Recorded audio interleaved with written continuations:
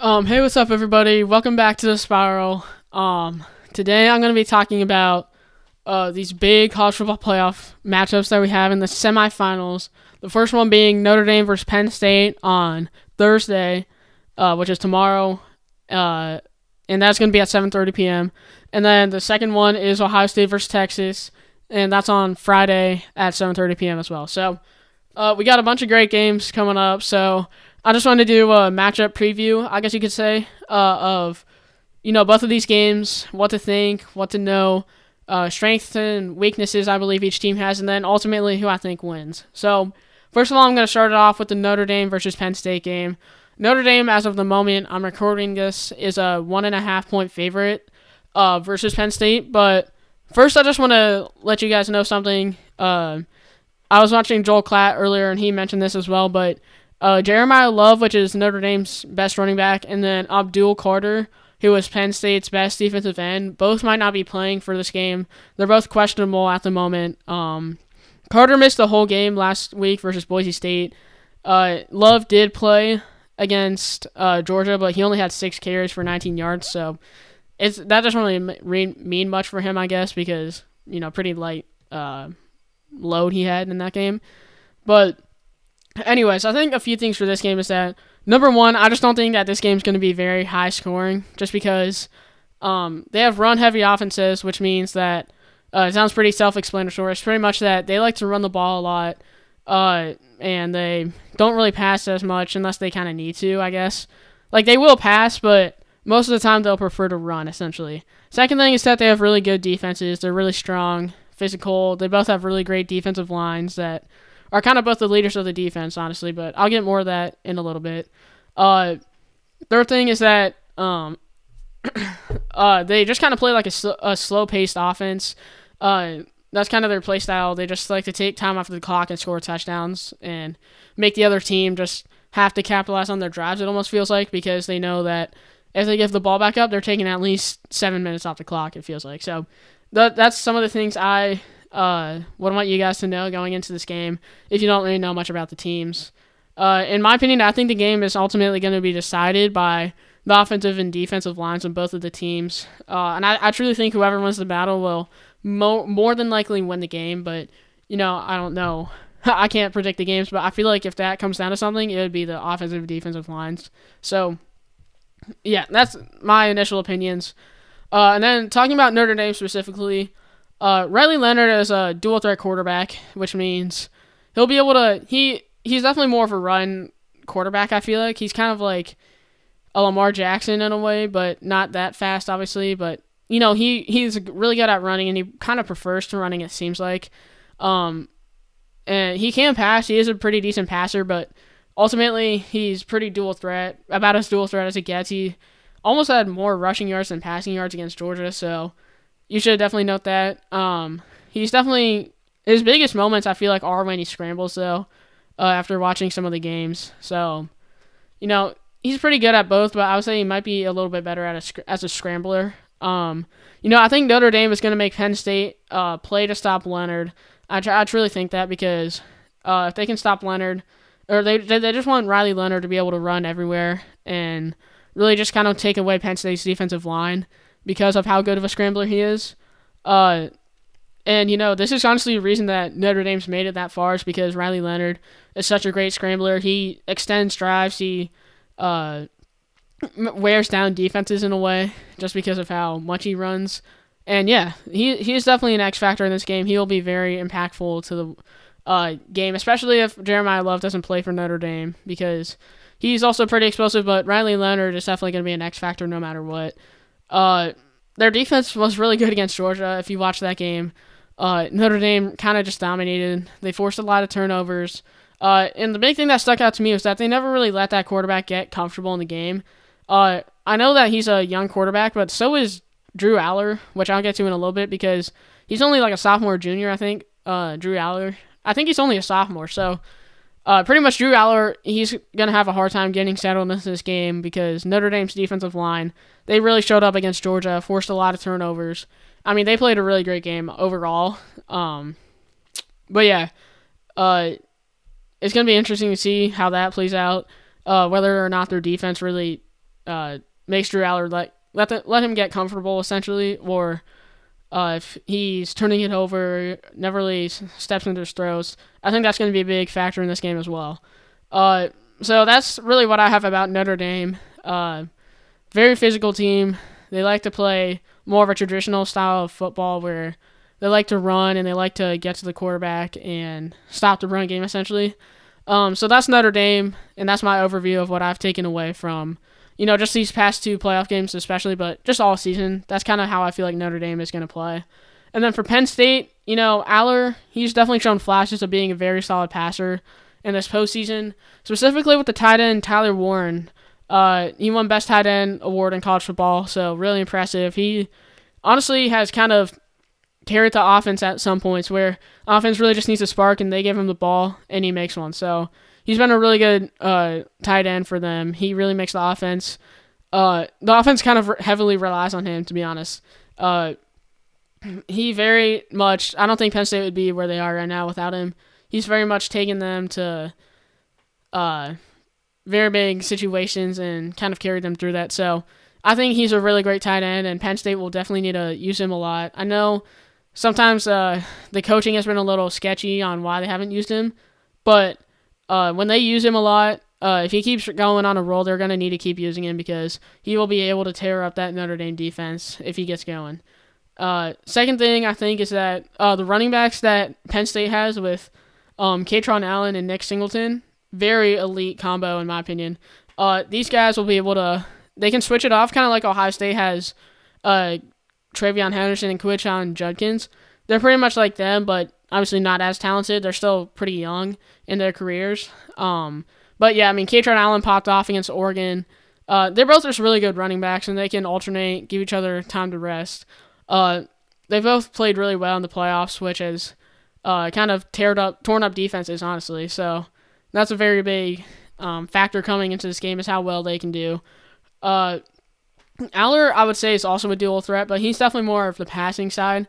He can run and scramble, but I feel like, he's nowhere near Riley Leonard, because Riley Leonard's pretty as much scrambling as you get, in my opinion. But Aller, he still scrambles a little bit, which will make teams have to focus on him as well.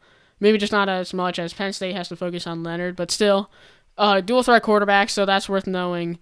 And, defensively, I think Penn State, they just run through that defensive line, which is kind of why if Carter doesn't play, Abdul Carter, it'll be a pretty big loss just because he's a leader on that line. He gets the line going. Andy's just super talented. So that'll be a kind of pretty big loss if he doesn't play.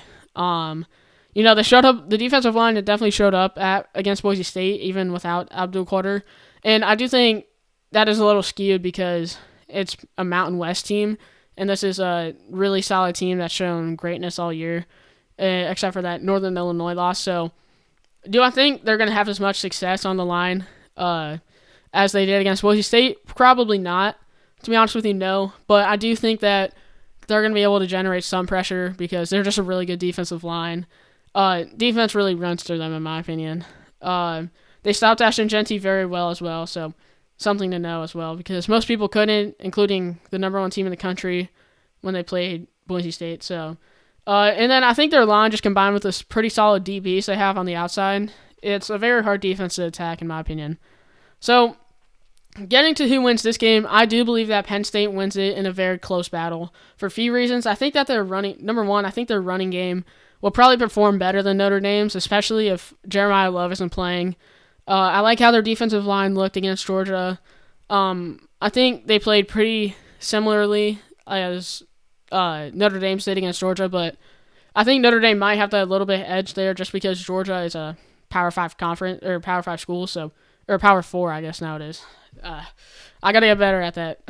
Still not used to the freaking all this crap going on in college football, but Georgia is a better offensive line than Boise State. There's no really arguing that. So I think Notre Dame does have a slight edge there, which is why I think also this game will be pretty close. But they definitely have the edge. However, something that concerns me, I didn't really talk about this with Notre Dame earlier, but they only scored one true offensive touchdown in that whole game, which is a very big concern. They had a kickoff return touchdown, I believe it was, maybe a punt or something, and then That one, the one touchdown they had, they got it around their 20-yard line, or on the Georgia's 20-yard line, and then they got a passing touchdown. So honestly, they never really had to push the ball down the field, which is very concerning if you're a Notre Dame fan, because what if Penn State just doesn't give up a touchdown on special teams and makes you convert field goals if you get to the red zone? And that thing, I think they can do that, and I don't think Notre Dame's going to be able to move. I don't really think they're going to be able to move better than they did against Georgia, maybe about the same, but Penn State has a really solid defense as well. So, in that, I think Notre Dame is going to have to really fight back, and I don't really trust Notre Dame in that. Whereas Penn State offensively, I feel like I've seen them move the ball. They put up 35 against Oregon. I believe it was 35 points in the Big Ten Championship. So, Penn State, while they don't have an amazing offense, in my opinion, I still think they can move the ball pretty well, especially if Drew Aller plays how he has in the playoffs and postseason, really. I think Penn State gets the win just because of that. I think the defenses are pretty equal, in my opinion. So I think it comes down to the offense. And I think Penn State will be able to block Notre Dame's defensive line well enough to ultimately win the game. So I got Penn State winning this one, maybe like 24-21, 24-20, somewhere around there.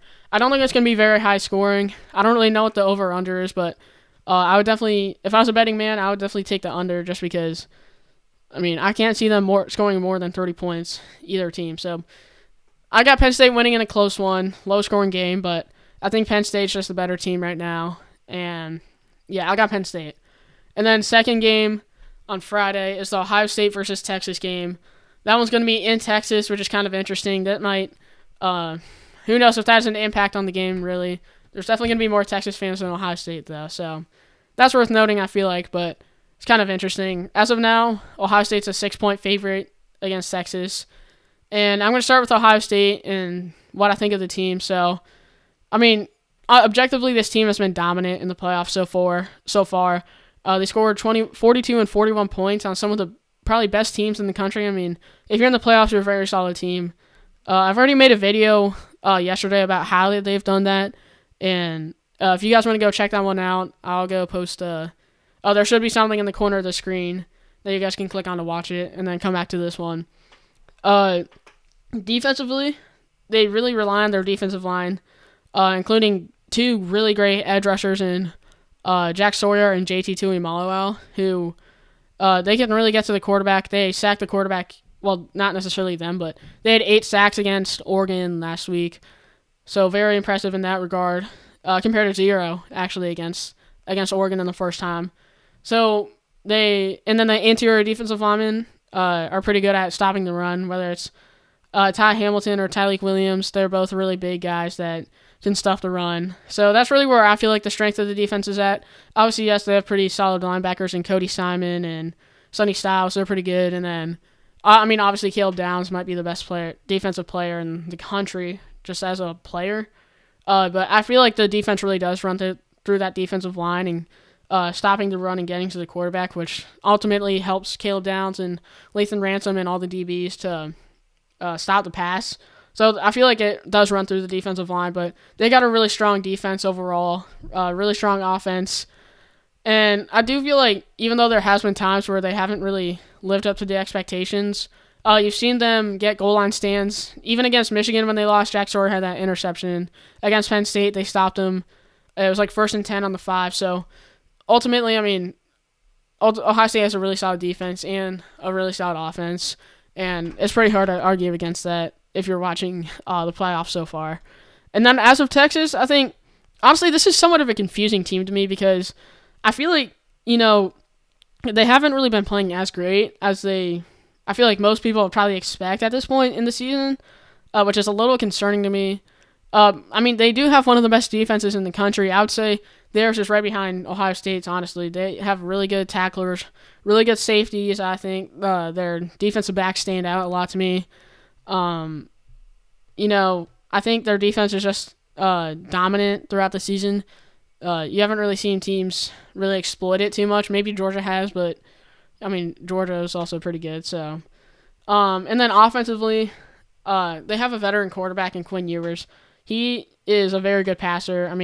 Very good passer. He'll probably be if he goes to the draft, he'll probably be a top first-round pick, maybe.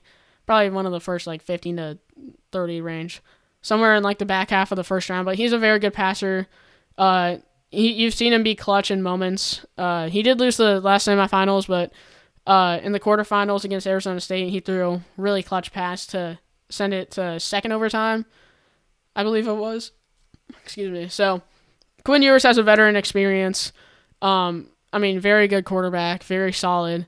One problem they have on offense, I would say, is just the run game has kind of been, objectively, the run game just hasn't been great. Probably not where they want it to be at this point. You can blame it some part for their running back one being injured in the offseason, but still, they have run the ball good at times during the season. It's just that as of the playoffs, they never really got it going, which they are going to have to do against Ohio State if they want to win. But I feel like the O-line's been pretty good. They got a lot of big bodies up there, probably some NFL talent. So, and also one thing I will say is that they can put up a lot of points very fast. A lot of teams can't do that, but they're able to get up ahead early. You saw that they scored within 2 plays against Arizona State. I don't even know how Arizona State came back, but Texas was able to put up points really fast and kind of just shut the game away for the most part until the end of the game. But ultimately, I feel like their offense is really good, really solid. They got veteran experience. They got really solid wide receivers. So they got a good offense and a very good defense. So Texas is not going to be an easy opponent by any means. I feel like people are kind of just assuming Ohio State wins this one, but honestly, I think Texas can keep it close for a good point in the game because, they're just a very good team. It's not like they're a bad team by any means. So, ultimately, I do think Ohio State's going to win this game. I have a few reasons, but I do think it's not going to be that big of a blowout. I don't think it's going to be like Oregon or Tennessee, how Ohio State beat them personally, but here are a few reasons why I think Ohio State wins. I just think Texas probably won't be able to run the ball, honestly. They weren't able to against Arizona State, and Ohio State has a way better defense than Arizona State's, just objectively speaking. So I do think Ohio State's going to stop that run pretty early on and make Texas more of a one-dimensional offense, which means if Quinn Ewers can play the best game of his life, I think Texas has a chance, but I don't think the run game's going to be there, okay? So that's the first thing. I don't think Texas's run game will be consistent in this game. Second thing I think is that, Ohio State obviously has very solid wide receivers.